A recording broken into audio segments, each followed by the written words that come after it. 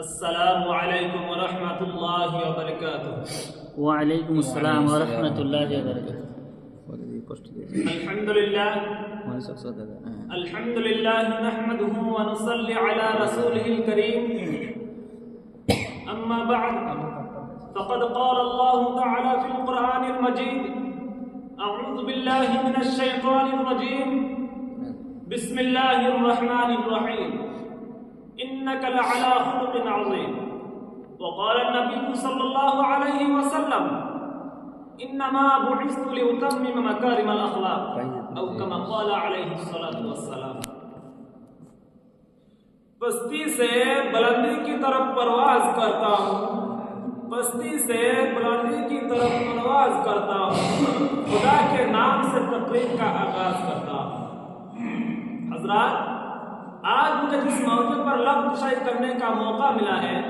اس کا عنوان ہے آپ صلی اللہ علیہ وسلم کی اخلاق کریمانہ۔ جناب والا، سرمایہ یا حیات ہے سیرت رسول کی، سرمایہ یا حیات ہے سیرت رسول کی، فلاح کائنات ہے سیرت رسول کی۔ بنجر دلوں کو آپ نے سیراب کر دیا، بنجر دلوں کو آپ نے سیراب کر دیا، ایک چشمہ صفات ہے سیرت رسول کی۔ حضرات، یہ وہ موضوع ہے جس پر بیان کیا جائے، ساری دنیا کے درختوں کو قلم بنا دیا جائے، ساری دنیا کے سمندروں کو روشنائی بنا دیا جائے، زمین سے آسمان تک خلا کے اور حصے کو راکھ بنا دیا جائے،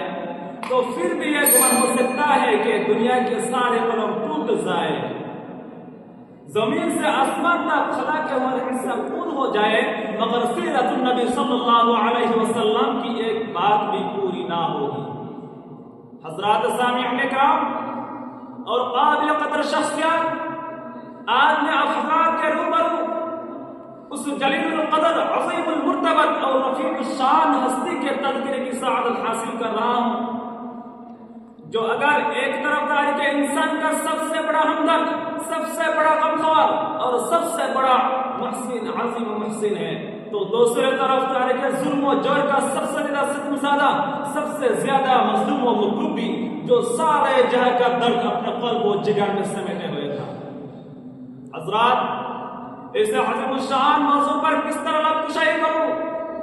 ان کی سیرت و اخلاق کو کن الفاظ میں بیان کروں، جس کو خود خالق دو جہاں کی زبان میں بہت ہی وضاحت کے ساتھ انک لعلی خلق عظیم فرما کر ہمیشہ کے لیے سرٹیفکیٹ دے دیا ہو، کن کن گوشوں کا ذکر جمیل زبان پر لاؤں، ان کی کن کن خوبیوں کو بیان کروں، ان کی کن کن خصوصیات کو بالائے طاق رکھ دوں۔ حضرات سامعین کرام، تاریخ کے سفر میں پیش آنے والے واقعات کی صحیح وضاحت کراؤں یا فتح مکہ کی رودا سناؤں، جنگ احد کی منظر کشی کروں یا جنگ حنین میں آپ صلی اللہ علیہ وسلم کے اخلاق کی جھلک دکھلاؤں،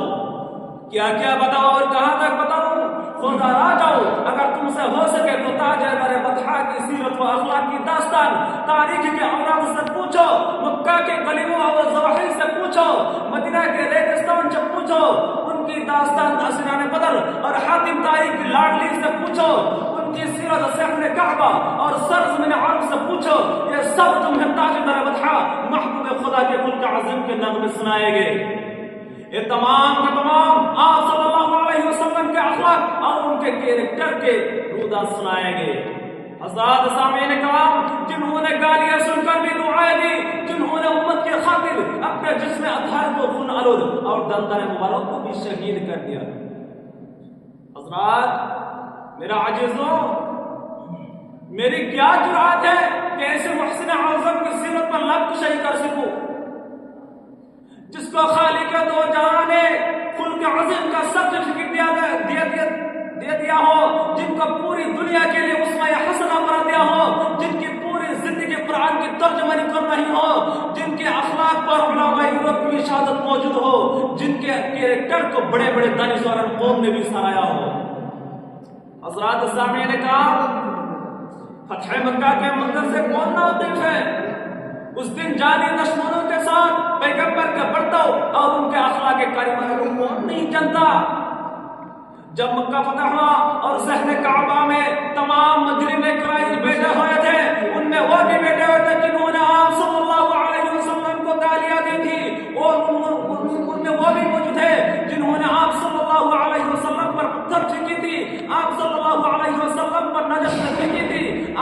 اللہ علیہ وسلم کے راستے میں کانٹے بچھاتے تھے، وہاں وہ بھی موجود ہے جنہوں نے آپ صلی اللہ علیہ وسلم کے عاجزی کا خون بہایا تھا، ان کے سینہ چاک کیے تھے، ان کے دل و جگر کے ٹکڑے ٹکڑے کیے تھے۔ حضرات میرے پیارے دوستو، اور ایک بار میں ماضی میں کی ہوئی شرط یاد آ رہی تھی۔ میں اپنے تقریر کو اسی پر ختم کرتا ہوں۔ وآخر دعوانا ان الحمد للہ رب العالمین۔